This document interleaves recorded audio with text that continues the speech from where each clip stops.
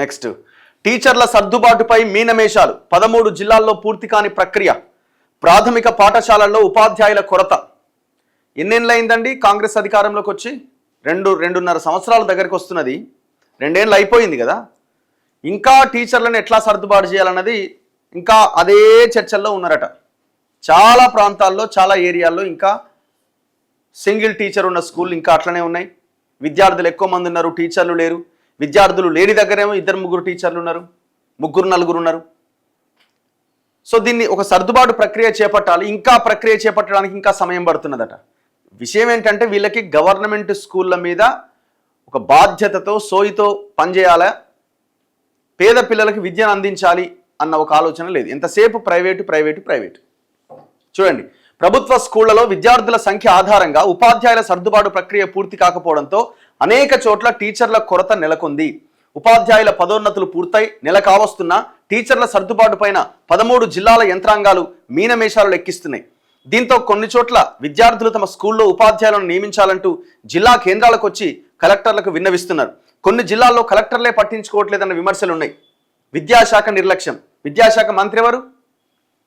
విద్యాశాఖ మంత్రి లేడు. ఇది ముఖ్యమంత్రి దగ్గరనే ఉంది విద్యాశాఖ. ఇంత కీలకమైన విద్యాశాఖ భవిష్యత్ ఏందిరా, మీ కుటుంబ భవిష్యత్ ఏందంటే నా కొడుకు చదువు, నా కొడుకు ఎంతో పై స్థాయికి వస్తాడని మనం చెప్పుకుంటాం కదా. మరి అట్లాంటి విద్యని పూర్తిగా నిర్లక్ష్యం చేస్తున్నారు.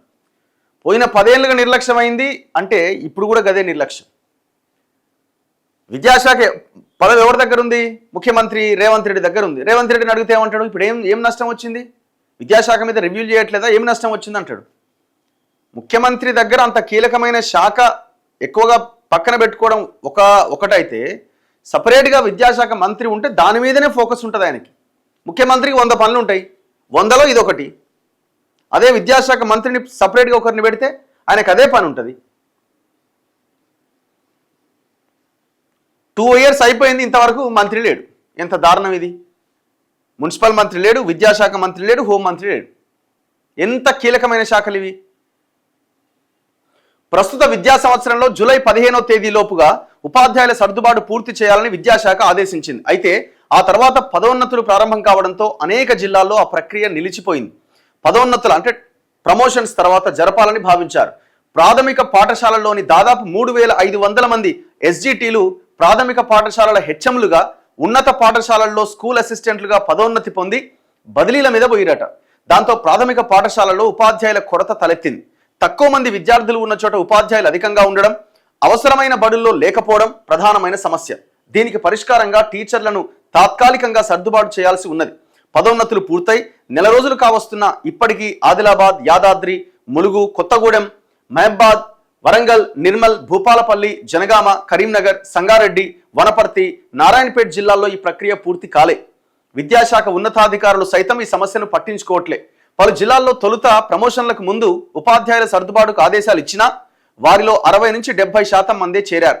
మిగిలిన వారు ప్రజాప్రతినిధుల ద్వారా అధికారులపైన ఒత్తిడి చేయించి ప్రస్తుతం పనిచేస్తున్న బడుల్లోనే కొనసాగుతున్నారు. మళ్ళీ ఇలా ఇన్ఫ్లుయెన్స్. ఐఏఎస్లు డిఈఓలుగా ఉన్న చోట కూడా ఆదిలాబాద్, జనగామ జిల్లాల్లో డిఈఓలుగా ఐఏఎస్ అధికారులైన అదనపు కలెక్టర్లు ఉన్నారట. అయినా టీచర్ల సర్దుబాటు పరిస్థితిలో మార్పు లేదు. ఉదాహరణకు జనగామ జిల్లాలో దాదాపు 80 మందిని సర్దుబాటు చేయాలి. ఆ జిల్లాలోని నర్మెట్ట మండలం వెల్దండ ఎస్టీ కాలనీ ప్రాథమిక పాఠశాలలో 20 మంది పిల్లలు ఉన్నారు. 2 టీచర్లలో ఒకరు పదోన్నతి పైన బదిలీ అయింది.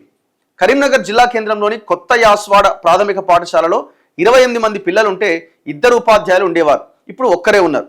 సర్దుబాటు పూర్తయిన జిల్లాలో కూడా కొన్ని చోట్ల టీచర్ల కొరత ఉండడం గమనార్హం. ఉదాహరణకు జగిత్యాల అర్బన్ మండలం బీట్ బజార్ ప్రాథమిక పాఠశాలలో గతంలో 63 మంది పిల్లలకి 2 టీచర్లు పనిచేసేవారు. ఇప్పుడు ఒక్కరే ఉన్నారు. 63 మందికి ఒక్కరు. ఇది మరి ఏమైందండి? రిక్రూట్మెంట్ ప్రాసెస్ కూడా స్టార్ట్ చేయట్లే కదా. జంబో డిఎస్సి వేస్తామన్నారు. ఆయన 5000 పోస్టులు వేస్తే దానికి 5000 కలిపిరు, అదేదో వేసిరు, అయిపోయింది, కథం, గోవింద. 25,000 పోస్టులు అన్నారు. మళ్ళీ సెకండ్ నోటిఫికేషన్ రాబోతున్నది తక్షణమే అన్నారు. ఏది మరి? అది లేదు, ఇది లేదు.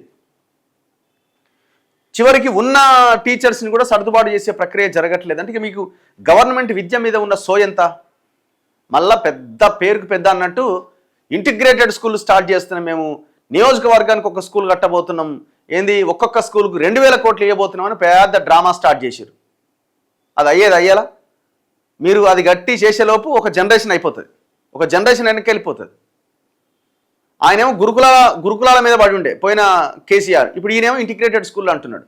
ఆయన గురుకులాలు పెట్టి మొత్తం రెంటెడ్ బిల్డింగ్లల్లో ఇన్ఫ్రాస్ట్రక్చర్ లేదు, ఒక బెడ్లు లేవు, ఒక పిల్లలకి కనీస సౌకర్యాలు లేవు. మొత్తం గవర్నమెంట్ నుంచి ఆ పార్టీలకు సంబంధించిన ప్రైవేట్ బిల్డింగ్లకు రెంటులు పోతున్నాయి తప్ప పిల్లలకు ఉపయోగం లేకుండా పోయింది. పోనీ ఈయన వచ్చిండు, వాటిని బాగు చేసే ఆలోచన ఈయనకుందా? ఈయనకు లేదు. ఈయనేమంటుండు, నాకు పేరు రావాలి, నా ఐడెంటిటీ నాకు ఉండాలని చెప్పి ఈయన ఇంటిగ్రేటెడ్ స్కూల్ అని స్టార్ట్ చేసిండు. కొడంగల్లో, మదిరలో, ఇంకో దగ్గర వెళ్ళి శంకుస్థాపన చేసి ఇంతవరకు ఏమైంది? అది ఎంతవరకు వచ్చినాయి?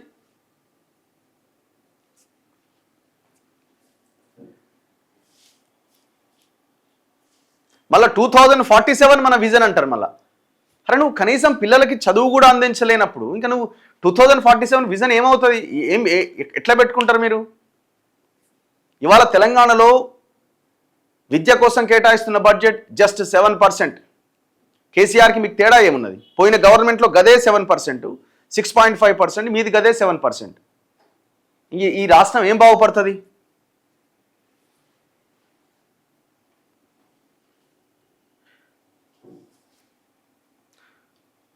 నెక్స్ట్ మిగతా వార్తల్లో పనిచేయట్లేదు.